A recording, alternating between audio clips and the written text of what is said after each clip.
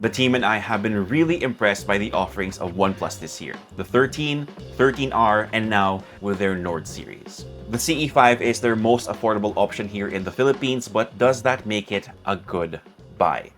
Let's talk about it. Usually phones in the CE series feel a bit basic because after all, they are the core edition. Now, in terms of design, this feels kind of like a throwback to phones from 2 years back because of the pearlescent back and the marble-like design. Both the frame and the back are made out of plastic, which docks some points in my book since there are other offerings in the same price range with more premium build quality. Ergonomics are okay, it does feel good to hold in the hand, but it's definitely a two-hander and I did have to do some adjusting to get from the fingerprint reader or the volume rocker when I needed to. No alert slider or plus key here, which is kind of sad but understandable since this is the core edition. But in terms of water and dust resistance, this has an IP65 rating. For its screen, it measures in at 6.74 inches, uses an AMOLED display so colors are bright and blacks are deep as expected. It has a 120Hz refresh rate so navigating through the phone is smooth. It's not an LTPO panel, but it can go down to 30Hz to save some battery life. It gets decently bright so you can use it outdoors, good for watching movies or, that latest MV that you currently have on loop.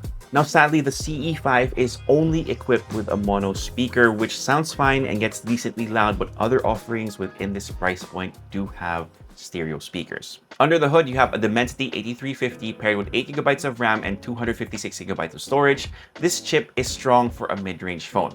Not the strongest, but it is strong. Apps open fast, you can multitask easily, and play games on the highest settings as well. Now, they use UFS 3.1 storage for the CE5, and honestly, I didn't feel much of a difference for the day-to-day, but I do prefer if they used a faster storage solution.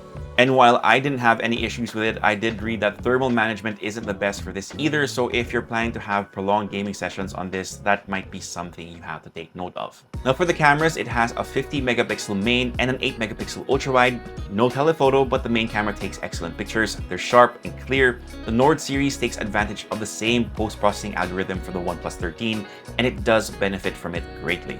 The ultra-wide camera is decent. There's an understandable bump down in quality as details will start to look a little muddy in low light, but again, the post-processing from the OnePlus 13 gets a major assist here. And in terms of video, the main camera can record up to 4K 60. It has good stabilization, so videos look steady even if we're fighting against the wind in this clip I'm showing you. The ultra-wide and front camera are capped at 1080p, so if you're looking for a phone to also create content with, keep that in mind. Here's a quick sample from the front camera. Alright guys, so quickly testing out the front camera of the OnePlus Nord CE5. We are recording at 1080p 30. On ang enhanced stabilization niya, and it looks really smooth. I checked with the original without the enhanced stabilization. It looks like there's no crop, so that's good. I'm liking the colors so far of what it looks like on screen. Hopefully that translates the same when I get this into editing. Well, okay din yung adjustment niya for exposure, but again, parang you'll see that the highlights are kind of blown out. When I shift here, parang okay na siya. So yeah, let's see what it sounds like. Pero to me, if you're gonna use this for content creation, again, just take note, the front camera will pop out at 1080p. Yun lang. But aside from that, it looks pretty good.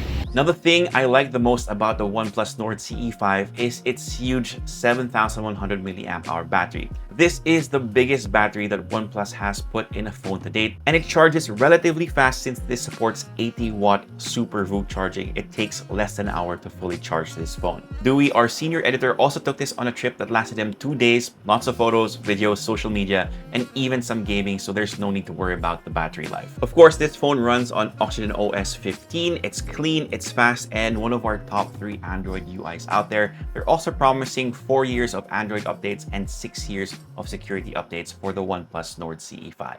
As for the price, the OnePlus Nord CE5 costs $19,990, and the team and I think that they made a really good phone for its price. The screen is great, it's fast, and of course, that huge battery is amazing. It's not perfect. Thermal management will definitely be an issue for some unless you're like me, who's more of a moderate user. Now, my experience with the CE5 has been good. I can't stress this enough. Amazing battery life on this phone, and it isn't priced too badly either. But if you're looking for the best price to performance ratio, this isn't the best either. The OnePlus Nord CE5 is another W for OnePlus in 2025, and a phone that you should look into if your budget is around 20,000 pesos. What do you guys think? Let me know in the comment section, but that's pretty much it for me. My name is Tito James. Peace, God bless, and I'll see you guys in the next one.